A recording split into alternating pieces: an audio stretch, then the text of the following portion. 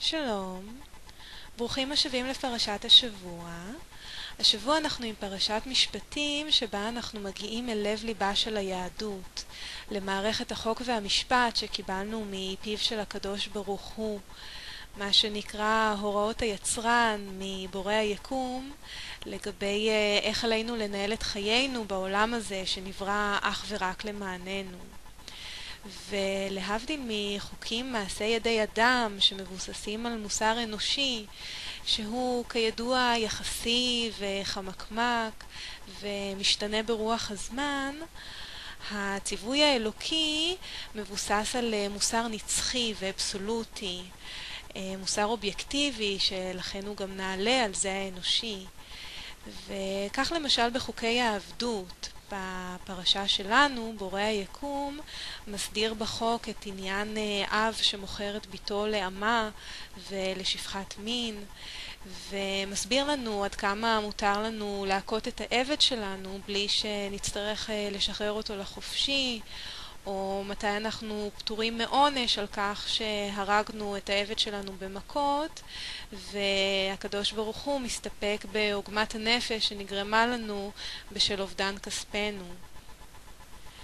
ועוד פן חשוב של המוסר האלוקי הוא עונש המוות שנגזר בפרשה שלנו על שורה של פשעים, כמו למשל על מי שמקלל את אביו או את אמו, על מי שחוטא במשכב בהמה, על עבודת אלילים וכמובן על כישוף.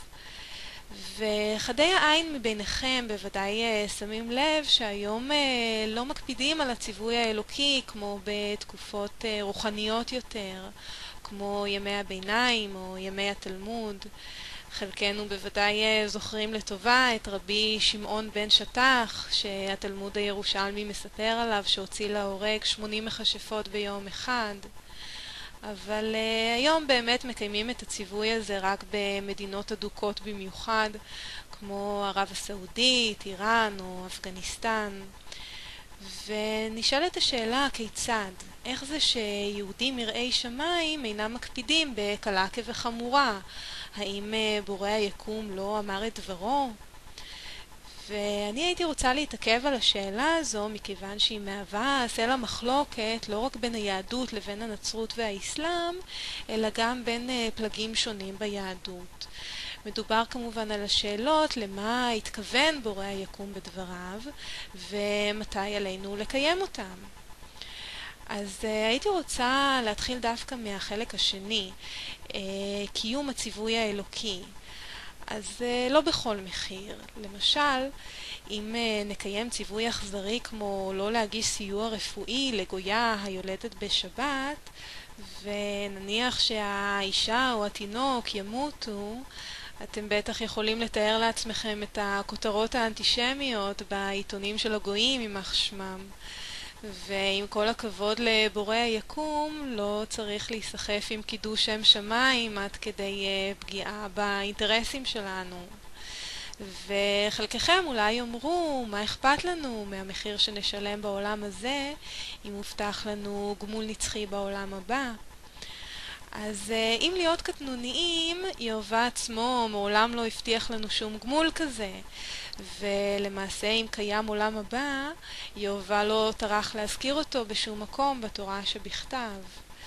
וזה בעצם מחזיר אותנו לחלק הראשון של השאלה, כוונותיו הנסתרות של הקדוש ברוך הוא. אז אנחנו היהודים, ממשיכי דרכם של הפרושים, מאמינים שמשה קיבל בסיני לא רק תורה שבכתב, אלא גם תורה שבעל פה, תוספות ופרשנויות לגבי התורה שבכתב. כמובן שהצדוקים שהיו הכהנים בימי בית שני דחו מכל וכל את הטענה הזו, ולמעשה טענו שמלכים וחיי עולם הבא אינם אלא אמונות תפלות של פשוטי העם, ושיש להבין את התורה שבכתב כלשונה.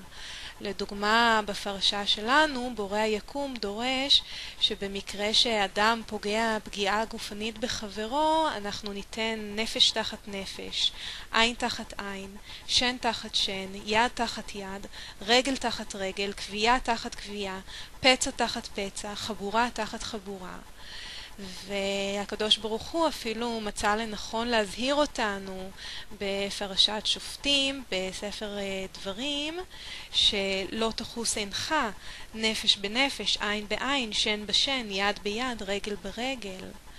אבל חכמי ישראל מספרים לנו שהקדוש ברוך הוא לחש על אוזנו של משה לאחר מכן שהוא לא באמת התכוון איש כי ייתן מום בעמיתו כאשר עשה כן יעשה לו, אלא שהוא מבקש שהפוגע ישלם פיצוי כספי לנפגע.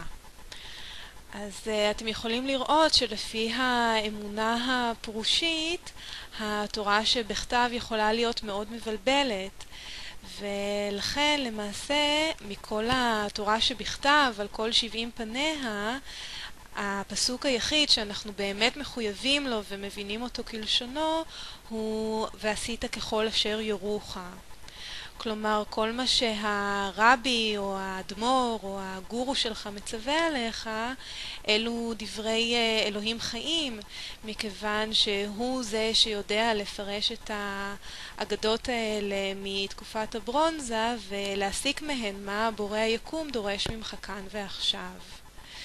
ומכאן כבר קצרה הדרך למאבקי כוח קשים ומרים סביב סוגיית ביצה שנולדה ביום טוב בין כל המנהיגים הרוחניים השונים של הזרמים, תתי הזרמים, החסידויות, החצרות והכתות של היהדות. אבל כמו הצדוקים של ימי בית שני, גם הנוצרים והמוסלמים כלל לא מקבלים את הטענה כאילו משה קיבל גם תורה שבעל פה מפי הקדוש ברוך הוא. והאמת היא שאותי זה מאוד מפתיע. אחרי הכל, אם אדם מסוגל להאמין שהתורה שבכתב היא מסר מבורא היקום בכבודו ובעצמו, למרות שאין שום הבדל מהותי בינה לבין כל מיתולוגיה מסופוטמית אחרת, הייתי מצפה שאותו אדם כבר יהיה מוכן לבלוע כל לוק שימכרו לו.